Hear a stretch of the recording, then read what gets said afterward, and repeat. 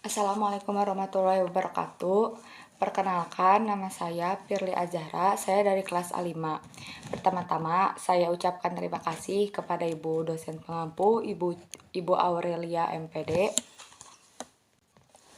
Di sini saya akan mempresentasikan mengenai hasil jurnal yang sudah saya kerjakan bersama rekan saya, Rolita Damayanti. Nah, di sini saya akan mempresentasikan mulai dari metode.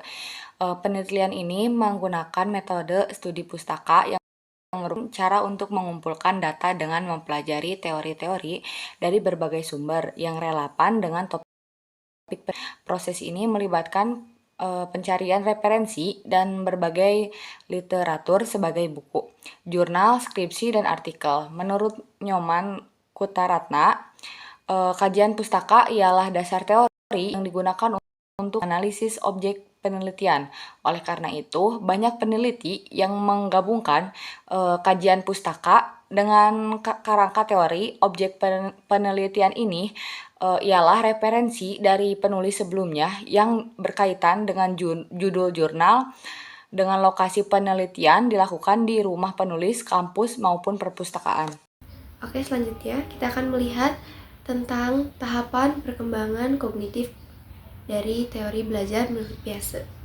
Piaget 1954 menjelaskan bahwa belajar itu terjadi jika seseorang berinteraksi aktif dengan lingkungannya, baik dalam lingkungan sosial maupun fisiknya, yang menjadi bagian dari lingkungan sosialnya. Tahapan perkembangan menurut Piaget terjadi ada 4. 1. Tahapan sensori motor usia 0 sampai 2 tahun. Yang kedua ada tahap praoperasional usia 2 sampai 7 tahun. Yang ketiga tahap operasional konkret usia 7 sampai 11 tahun dan yang terakhir tahap operasional formal 11 tahun ke atas. Menurut Piaget, ada 3 proses utama yang mendukung perkembangan kognitif. Yang pertama ada asimilasi, di mana kita membutuhkan informasi baru ke dalam pemahaman yang sudah ada. Yang kedua, akomodasi, yaitu menyesuaikan pemahaman yang sudah ada dengan situasi yang baru. Yang ketiga, ada ekuilibrasi, yang menyeimbangkan asimilasi dengan penginapan secara terus-menerus agar pemahaman tetap berkembang. Lalu ada hasil. Brunner pada tahun 1966 menekankan pentingnya bagaimana seseorang mengorganisasikan pengalaman dan pengetahuan yang sudah dimiliki. Dengan cara ini, individu bisa menemukan dan mengembangkan konsep atau teori-teori secara mandiri berdasarkan pengalaman hidupnya. Tahap perkembangan menurut Brunner membagi tahap perkembangan intelektual menjadi 3 fase. Yang pertama ada fase praoperasional pada usia 5-6 tahun. Lalu ada fase operasi konkret pada usia 6-10. Lalu yang terakhir ada operasi for anak di usia 10 tahun ke atas. Lalu, untuk hasil kedua yaitu tahapan perkembangan emosional. Perkembangan emosional adalah proses di mana seseorang belajar mengenali, memahami, dan mengelola emosinya. Setiap tahap emosional berhubungan dengan usia dan mempengaruhi interaksi sosial serta perilaku seseorang. Untuk tahapan perkembangan emosional anak itu yang pertama usia sekolah dasar 6-12 tahun, perkembangan emosi dini pada usia 6-8 tahun, pengelolaan emosi pada usia 8-10 tahun, pemahaman emosi sosial pada usia 10-12 tahun. Setelah kita melihat tahapan perkembangan kognitif dan tahap perkembangan emosional, yang ketiga kita akan melihat prestasi belajar siswa.